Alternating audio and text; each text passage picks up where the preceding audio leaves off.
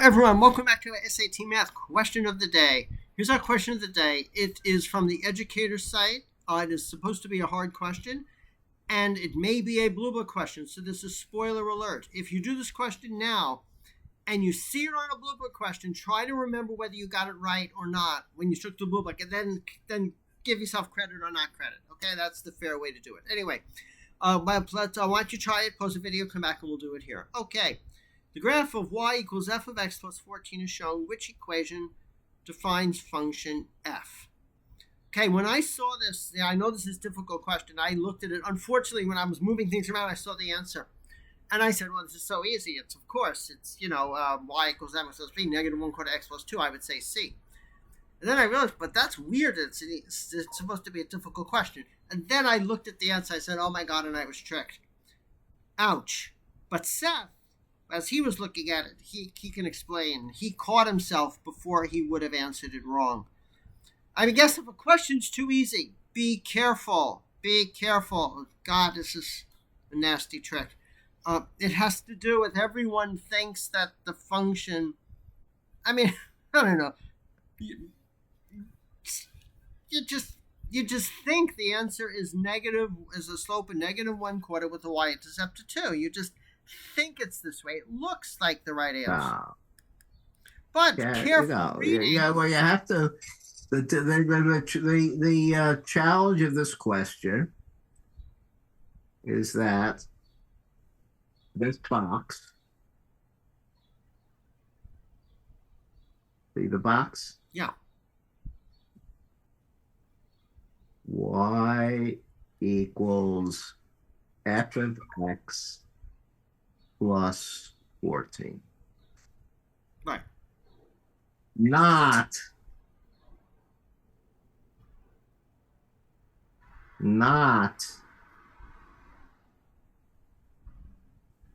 Oh, not y equals f of x. Not Seth, you're outside the y you can't write that. f of x. Seth, you don't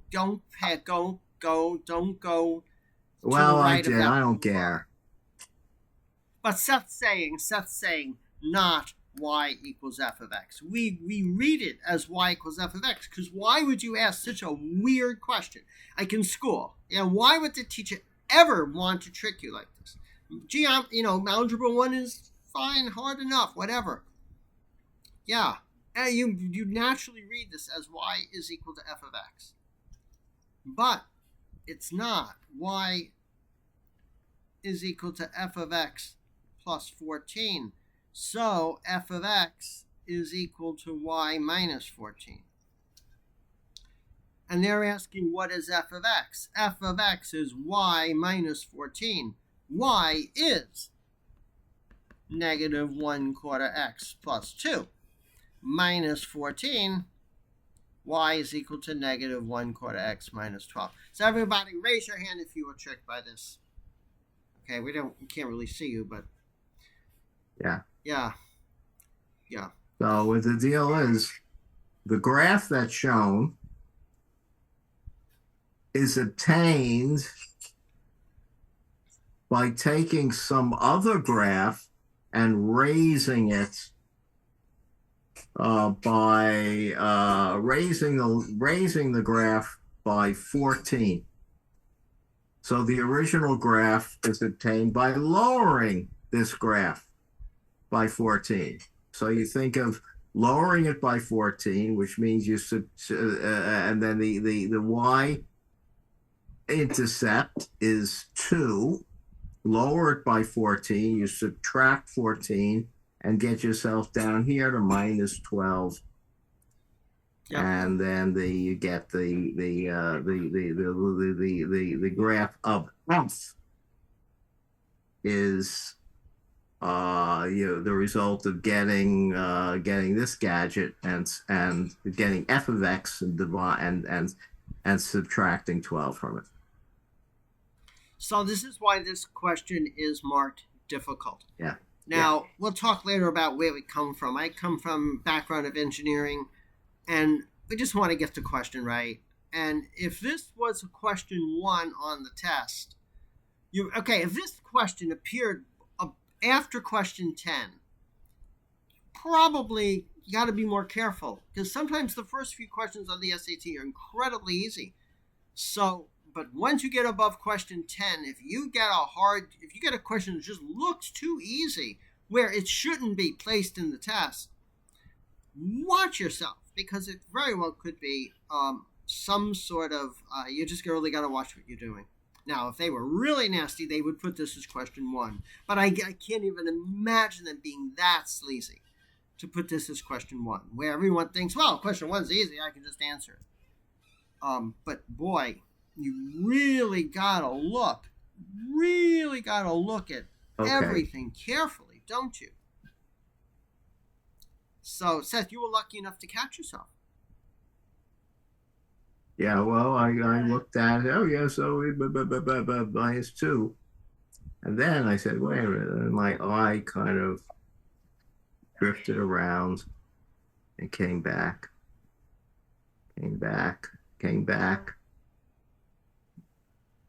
Uh-oh, what's this 14 doing here? Yeah, but Seth, if you were taking the real test, would you have, you're sitting there, you were waiting for me to start the video. You didn't go, you didn't have the pressure to go to the next question. No. So honestly, if you weren't sitting there waiting for me to arrange things, what would you have done? Would you have just said, I don't know. You don't know.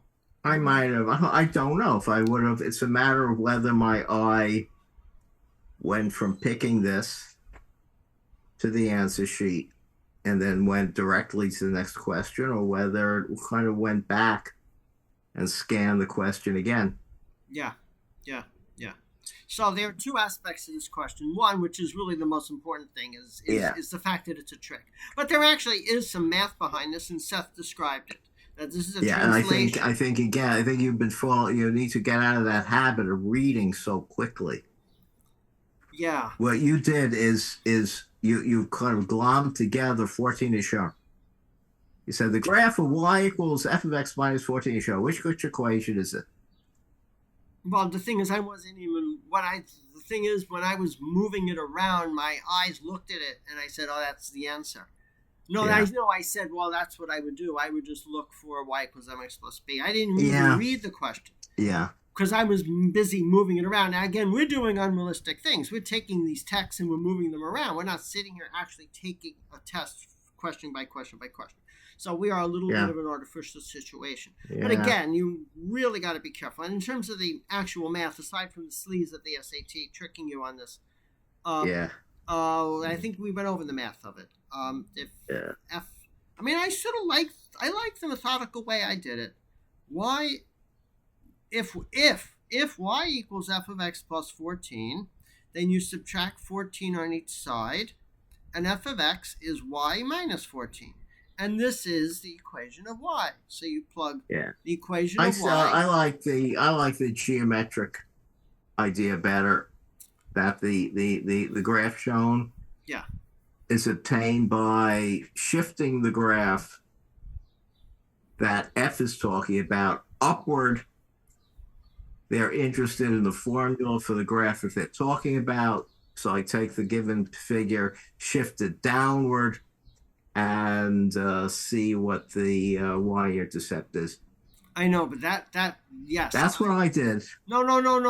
You could do it other ways if you like. I actually like that approach also. It's just that it can be confusing if you're going up and then you're going down, you're going up, but then you're shifting it up and then there's a negative sign involved, and it can get a little confusing. It really can get. But math is, that's what's the charm of it. Right, the math can you got to really be careful. Doing it both ways is then a slam dunk. You can understand it both algebraically and geometrically. Okay, I let's always get get before. upset at these. Algebra just ran for 16 seconds. I just don't like the fact that whether you, and not that this really matters that much. There's one question matters whether you get into one particular college or not. But it just doesn't sit me well that figuring out what college you're going to be accepted to depends on whether you can figure this trick out. But this is the way it is in these tests. So Get tricked a bunch of times, please, and then learn from your mistakes. But no matter how many times you get tricked, there's always going to be one or two that we're all going to fall for. But try not to. Okay, so let's go through this. Calculator, absolutely not. No, that probably if you graph these things on a calculator, you forget it. Start with a guess. No, you have to know that it's a translation or a change between Y and F, and starting with a guess doesn't really work that much. How is this different from a school test? Oh, a teacher would almost never. The teacher would ask translation questions in a not as sleazy way. They would say, how does the graph of Y is equal to F of X change when you add 14 to it, or whether you subtract 14 to it, at the end. And then what is the main point? Unfortunately, the main point is they're trying to see how carefully you could read a question, which is probably 80% of the main point. And then 20% of the main point is actually the math of understanding how graphs, how functions shift vertically. They could also shift horizontally, but in this case, how a function shifts vertically. And I think Seth went over how to do it graphically. I went over how to do it algebraically. This basically says that this Y thing is F of X up 14, which means that F of X has to be down 14. So you have to subtract 14 from this, and you get, I get A. So let's see how they do it. And oh, by the way, today's Throwback Thursday, so we are ready to do a question from a test from like over 20 years ago, and you can see how they had their questions back then. Little bit of a different feel. Okay, so let's see how they explain it. I wonder if they admit to saying be careful. And I have to be more careful not to look at the answers. Okay, the correct choice is A. They don't say be careful. They just coyly give the answer. An equation for the, I'm sorry it's so small. Equation for the graph shown can be written in slope-intercept form, where M is, okay, fine. And Y is and this Y-intercept 0b. Since the Y-intercept of the graph is 0, 2, the value of B is 2. Since the graph also passes through 4, 1, the slope can be calculated as negative a quarter. Okay, I'm sure we never really even talked about that. So we need to go back. Therefore, the value of the slope is negative a quarter. We all agree to that. Substituting negative a quarter for M and 2 for B in the equation Y equals M plus B, you get the equation. The equation everyone would say is the answer. Unless they were, okay. But, I want, and they should have put a but there, right? In front of that they should have put a but. But it's given that an equation for the graph shown is Y equals F of X plus 14. So substituting, okay, that's what I did. Substituting F of X plus 14 for Y yields that. So that's how I did it. They did it algebraically. Okay, so they did not demonstrate how to use your imagination. That's right. Yeah. And this is really the essence of the problem. Using your imagination is the essence. Right. The essence of being a person. Oh, well, it's also and creating things that are worthwhile in culture. Yeah. So, but yet again, in order to really be an expert in something, you gotta start small. You can't be an expert bike rider without learning on training wheels. At least a little. Well, they should do both. Yeah, they should do both. Yeah, they should expose you to both. They give some unimaginative explanation. They should go on and discuss the significance of the imagination view of it, and show that using your imagination makes it a lot more interesting. Yes, and in talking about the main idea, we did skip, really, the main idea of this problem really is translation of functions vertically. That's really the main idea, and we like to stress the main idea because there aren't that many main ideas. You're probably under 100, I don't know what they are, 150. And if you're exposed and you recognize these main ideas, you'll be ready to do problems they throw at you that have the same main idea. So you have to understand the main ideas, but then you have to recognize, oh, that question uses this main idea. But the main idea, it really is a translation of functions vertically. Now we just glossed over the fact that how do you figure out the slope? Well, you could, on a test that's really tested, you just got to get through as fast as possible. You know the slope is negative. You should know, everyone should know that a negative slope goes this way. So the slope is negative. And it's a gentle slope. So wait a second, all the slopes are the same. All the slopes are the same. You don't even have to do anything. You don't have to calculate the slope. You don't have to, what? They're sitting there calculating the slopes and all the slopes are the same? That's not how you explain how to do the problem. I mean, you should know. You have to know how to get the slope. You have to know how to get the slope. So that's why they're doing it. But in this particular problem, you never would actually sit there and calculate the slope because all the slopes are the same. Oh my God. Why don't they just explain the theory behind it like we do, but then say, in this particular problem, this is how you do it if you want to get it done fast and accurate. Wow. Okay. But I think most people would realize this, that all the slopes are the same. You don't have to actually calculate. But this is a negative slope, and it is gentle. So you would expect this slope to be less than 1, assuming all the intervals are the same. Oh, we got to calm down. But, thank you, Seth, for validating that I did when I did it, I used the unimaginative approach. But I would have also looked at it using the other approach, too. So, okay. So is that it for this one? Yes. This is a very annoying question. Very, very. That's good. Let's let us never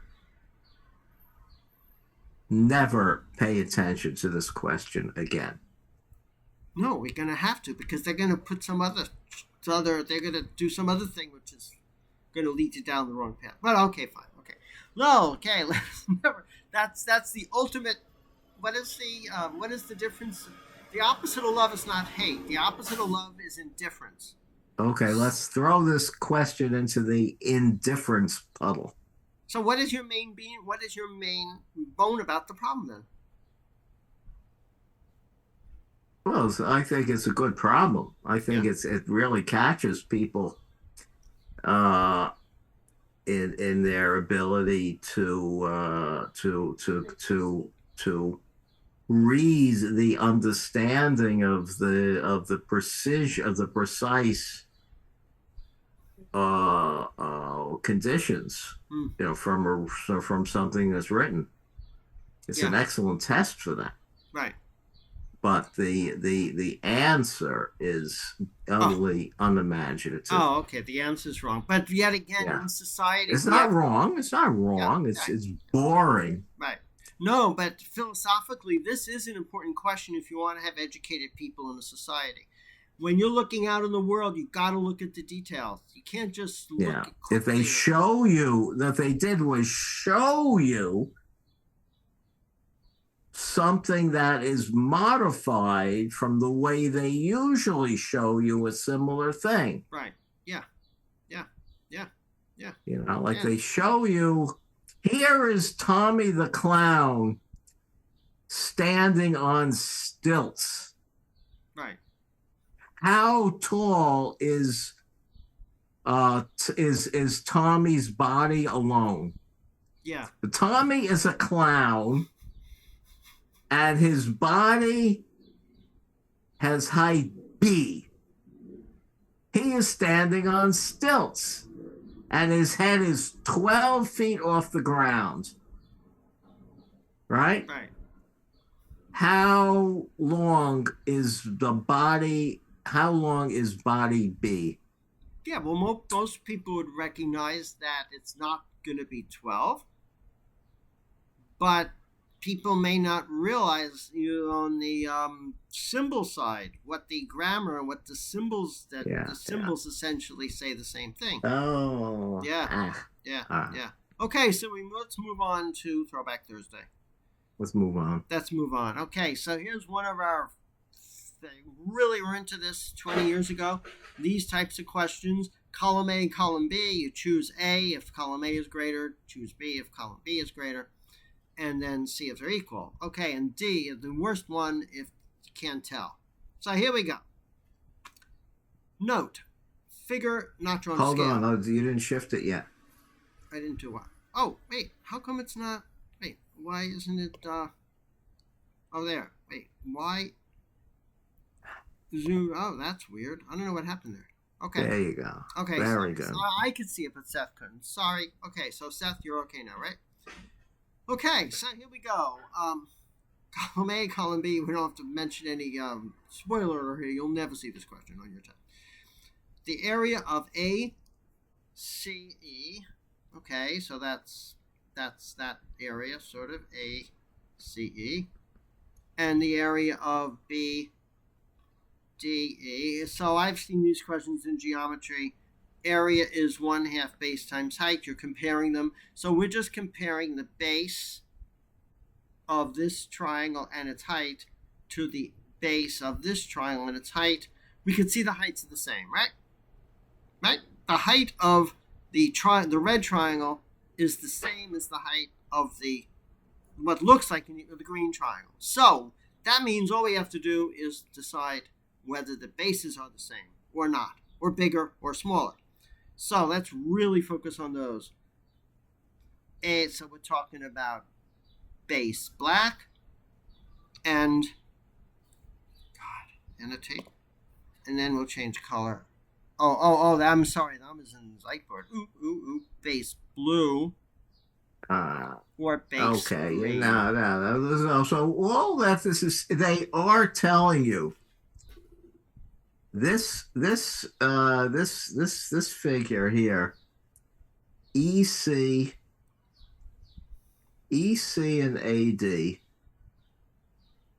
they are telling you that they are right angles. Yeah. And the figure tells you that B is somewhere between A and C. Right. And they're telling you that B is on the other side of D. Right. So this is how I think of it. The area of the triangle is proportional to the bases. As long That's as the because height's it's equal to a half of the base times the height, and the heights are the same. So I don't think half BH anymore. The area of the bases depends upon the lengths. The area of the triangles depends upon the lengths of the bases. Absolutely. Now, stop. Now I imagine taking the B and moving it over to the left. Yep. It doesn't change the information in the problem. Right. It's valid. You can do it. So that makes the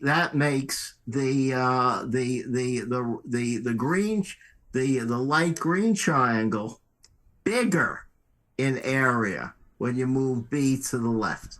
Yep. Similarly, you could move B all the way to the right and make the area smaller. Yep. And then you could make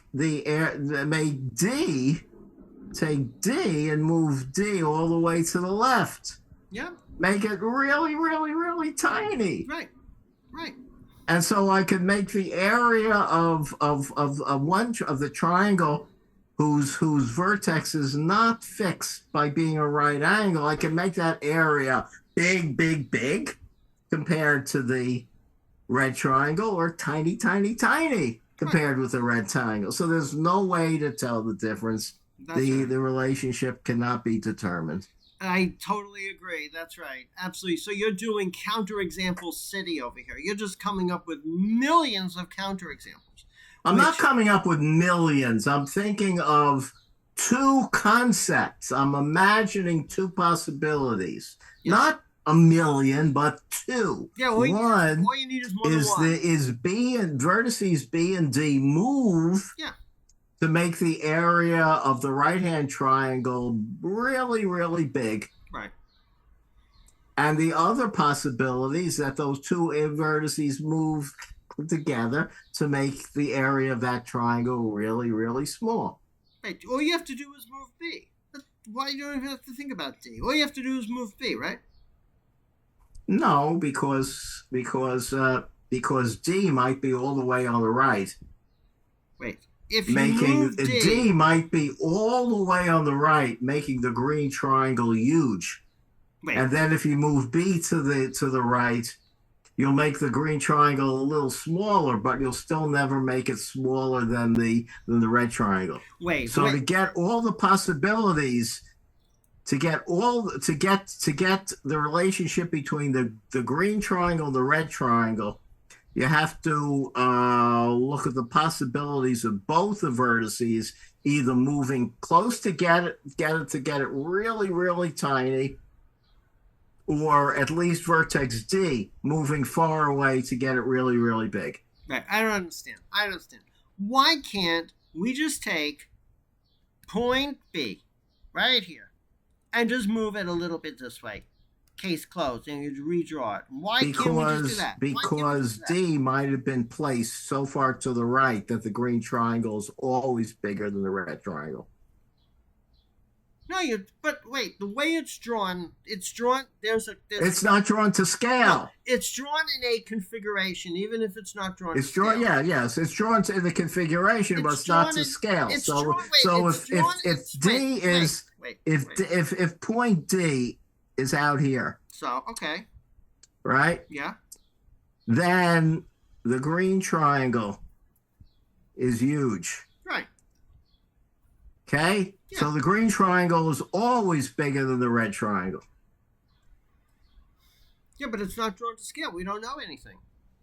We don't know, but what we don't know is whether D is far to the right, making the green triangle big, or far to the left, giving the green triangle a chance to get tiny. But the only way the green triangle can get tinier than the red triangle is for B to also move to the right. So is it just too simplistic just to consider this picture and there's a set of ratios of triangles, and then you just move B over a little, just B, and then the ratio changes? And if the ratio changes, no, if D is fixed, yeah, right, if D let's see, no, let's say D is fixed. No, put this, if D is coincident with C, right, then the green triangle is always smaller than the red triangle. Right, okay.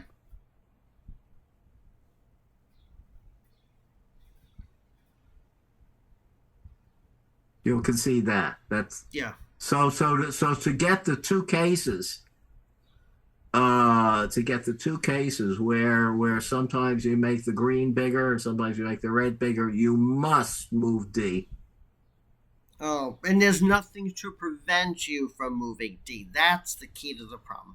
There's nothing to prevent you to moving D. The only thing you have to do is you have to keep EC perpendicular to the line segment AD. Yeah. That's the only thing you need to do in this problem. And of course, keep them as triangle. Okay, I don't know. And then of course, if you need to move both, if B is coincident with A, then the green triangle is always bigger, no matter what you do with D.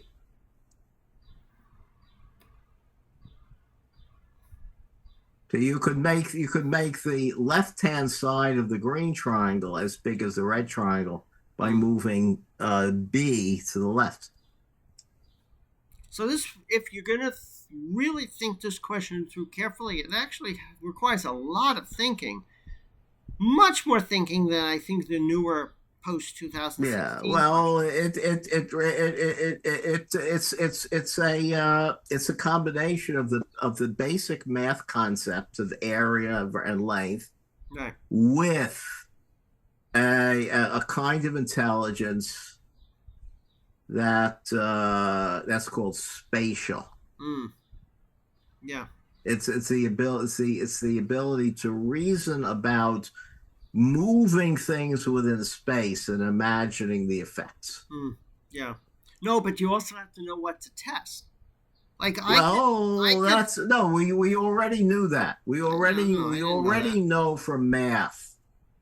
We already know from the math that the area of the triangles in question are in proportion to the lengths of the bases.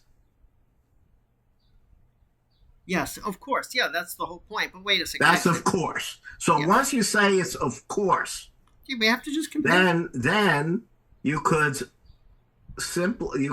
shorten your thinking by not worrying about them I and know. just That's think of course.